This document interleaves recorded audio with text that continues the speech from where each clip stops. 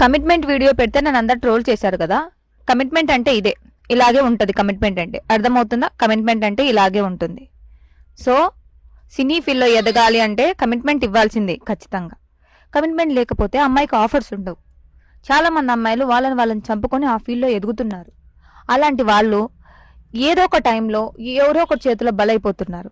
ఇప్పుడు ఆ అమ్మాయి ఈశ్వర్ సాయి గారితో రెడ్ హ్యాండెడ్ గా దొరికిపోయింది. తన వైఫ్ గారు అయితే చూసేశారు, రెడ్ హ్యాండెడ్ గా దొరికింది. దీనికి పెద్ద సీన్ క్రియేట్ చేయాల్సిన అవసరం లేదు. తను ఏం చెప్తుందంటే, నా భర్త మంచోడు. సో అది ఎరిపప్ప ఆ పిల్ల. ఆమె మీద పడుతుంటే నా మొగుడు ఏం చేస్తాడు, మొగుడు కదా అని చెప్పి మళ్ళీ ఆమెనే చెప్తుంది. అలాంటప్పుడు నీ మొగుడికి నువ్వు సపోర్ట్ చేస్తున్నప్పుడు మళ్ళీ ఎందుకు ఈ వీడియోని పబ్లిక్ లో తీసి పెట్టాలి? ఏం చేయాలని పెడుతున్నారు మీరు? సో ఆ ఫీల్డ్లో ఇలాంటివన్నీ కామన్ అని మీకు కూడా తెలుసు కదా. బట్ ఎందుకు ఒక ఆడపిల్ల జీవితం నాశనం చేయాలని కంకణం కట్టుకుంటున్నారు? ఇది ఒక్క చోటనే కాదు, సినీ ఫీల్డ్లో, గ్లామర్ ఫీల్డ్లో ఎక్కడ ఏ అమ్మాయి ఎదగాలన్నా అమ్మాయిలకే కాదు అబ్బాయిలకు కూడా కమిట్మెంట్ ఉంటుంది. సో ఇలాంటివి నార్మల్ అయిపోయినాయి అందరికీ. కమిట్మెంట్ ఇస్ కామన్ అయిపోయింది. దీని గురించి మీరు ఇంత ప్రొలాన్ చేసి ఒక ఆడపిల్ల జీవితం రోడ్డు మీద పడేయాల్సిన అవసరం లేదు. ప్రతి ఒక్కరూ ఈ వీడియోని ట్రోలింగ్ చేసుకుంటూ ఆ అమ్మాయి ఫోటో చూపించడం మంచిది కాదు.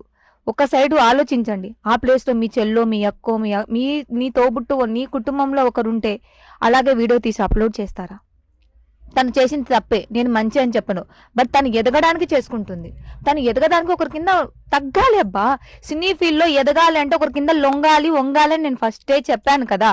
అది చెయ్యలాకనే నేను రిటర్న్ వచ్చాను రా బాబు, ఆ కోపంతో వీడియో తీసి పెట్టాను రా బాబు అని నేను వీడియో తీసి పెడితే నన్నే ట్రోలింగ్ చేసినారు నా ట్రోలింగ్ బాబులు అందరూ.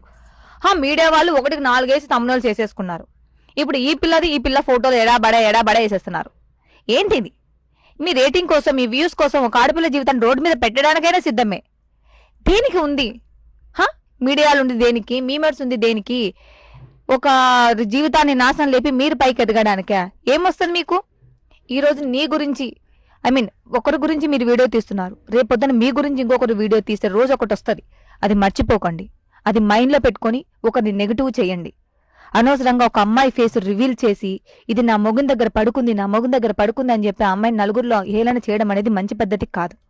ఏదున్నా ఒక చోట కూర్చొని మాట్లాడుకోవాలి. ఆడపిల్ల జీవితం అమ్మా, అనవసరంగా రోడ్డు పాలు చేయకండి.